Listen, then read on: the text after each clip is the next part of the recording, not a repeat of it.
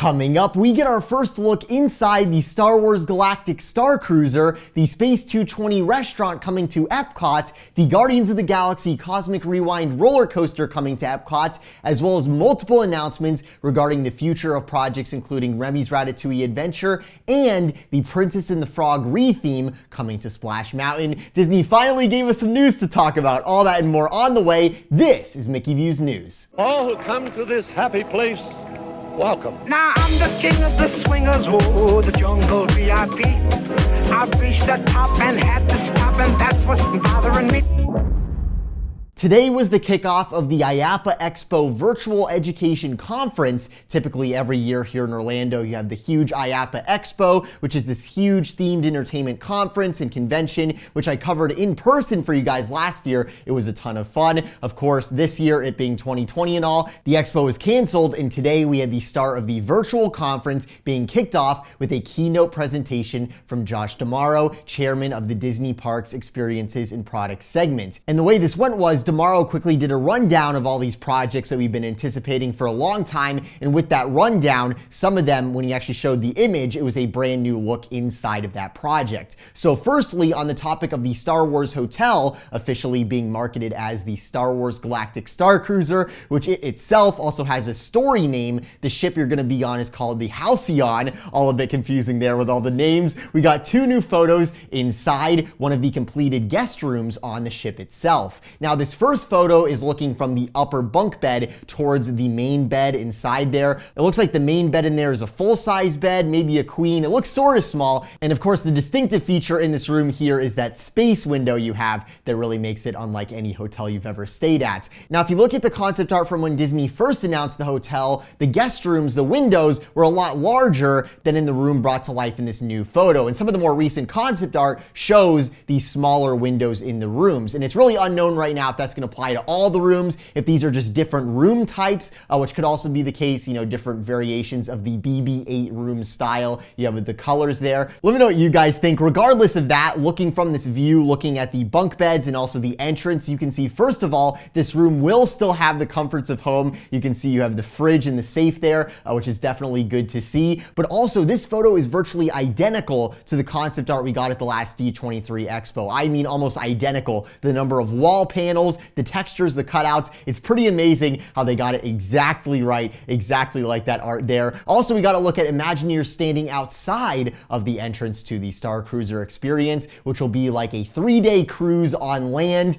including themed excursions into Galaxy's Edge via a specially themed bus. Disney has stated repeatedly since they got back to work on these projects the second half of this year that this one in particular is a big priority for them. They want this boutique hotel experience to be open in order to capitalize on the Galaxy's Edge crowds. So of all the projects at Walt Disney World right now, where we're worried about when we're going to see them open, how much Disney is going to delay them, things like the Tron coaster, for example, that Disney hasn't been talking about, where we're probably talking 2022 at this point. Safe to say in the case of the Star Wars Hotel here, that is not something we have to worry about. That is not going to be the case, and we shouldn't have to wait much longer to get more photos and information here because Disney wants to get this project done. Next, over in EPCOT, first up, we got our first look inside the Space 220 restaurant with this photo here, as it looks like Imagineers work on the space windows effect. Nothing too fancy to see here, but it is officially our first look inside. The restaurant, as it looks here, looks exactly like it did in the concept art, and really now it's just a matter of getting those graphics nailed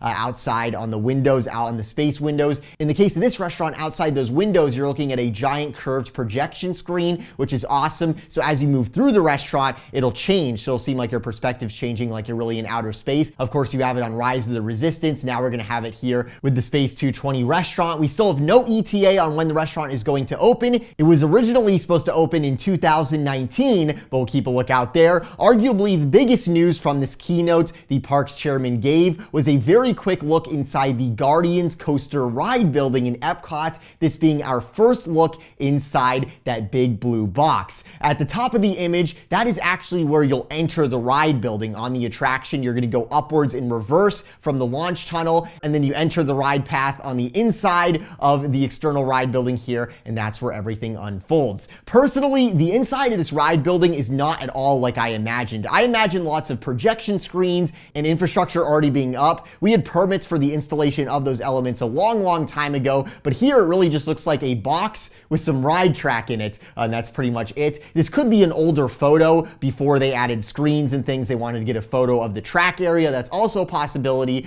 so keep that in mind. The other reason for it looking so unfinished in here is probably because they're just going to turn out the lights, right? And they're going to say, hey, you're in space, sort of like Space Mountain. So that's another thing to consider. Many people have remarked on how much this looks like the inside of Rock and Roller Coaster in Hollywood Studios, which would make sense because this Guardians project was originally rumored to replace Rock and Roller Coaster over in Hollywood Studios, but lackluster attendance in EPCOT back in 2016 ended up moving the attraction to EPCOT. That's always sort of been the rumored story of what happened. I really wish they just put it in Hollywood Studios. The crazy thing with this Guardians project is the rumored billion-dollar price tag. Perhaps the reason this basic looking coaster in the dark costs so much has to do with the state-of-the-art ride system Disney has contracted Vekoma Rides Manufacturing to produce, where the cars are actually going to rotate, which we got some brand new test footage of today from Disney. I have to say the design of those ride vehicles is extremely cool. They look really good. Something that's very easy to forget about is when Disneyland first opened in the 50s, they didn't have the time or money to develop lots of special new ride systems. There was a lot of Walt just getting what he could, stuff that was already being used at amusements around the world, and it was more so about the special ride cars, the theming that was on and around the already ubiquitous ride systems, which is what made Disney's attractions so special. So in the case of this ride, Disney actually did have the time and money to develop their own unique ride system, and they also were able to make some very original and cool looking ride cars. So if you look at it that way, this Guardians coaster could end up being quite an iconic attraction should Disney make the inside of the blue box here something that's very visually engaging, doesn't come off as, very lackluster.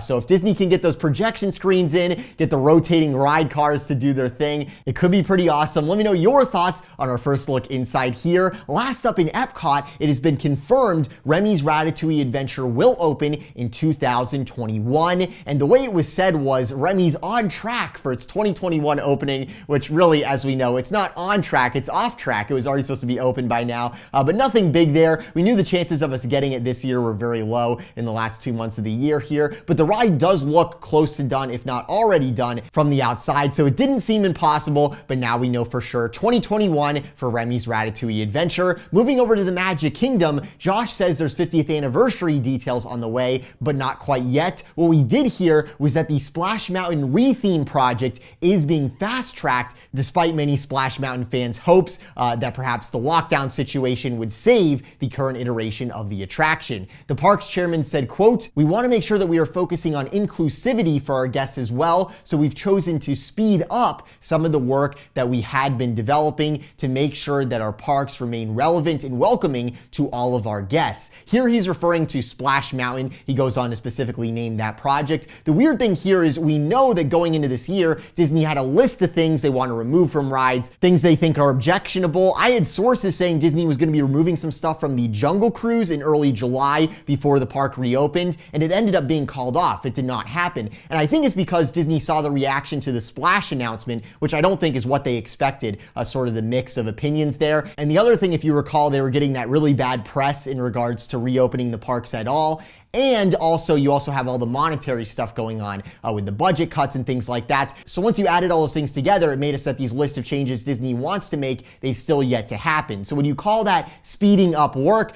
No, Disney did not speed up work on those things this year. If anything, they halted work on those projects. So when I see this statement, I think this doesn't correlate with anything we've seen or heard this year. So there's really nothing we can read into here other than it seems like Disney's trying to tell fans here, no, Splash Mountain has not escaped the chopping block. Also in the Magic Kingdom, Disney is conducting a fireworks test tonight in the Magic Kingdom. We know they've been working on new infrastructure at the launch site behind the Magic Kingdom for the upcoming 50th anniversary fireworks show. Chances are they'll be testing out some new stuff tonight for the anniversary. So the prospects of fireworks coming back on the horizon here, I think, is very exciting. Let me know what you guys think about all this news. Be sure to subscribe with those notifications on to stay up to date on all the latest news as we get more info on these projects. And also be be sure to check out our merch store, link in the description below. We've got masks, we've got shirts, lots of cool gifts to check out. Thank you guys so much for watching. From the Mickey V's Magic Studio, this is Brayden. I'll talk to you soon. Have a magical day.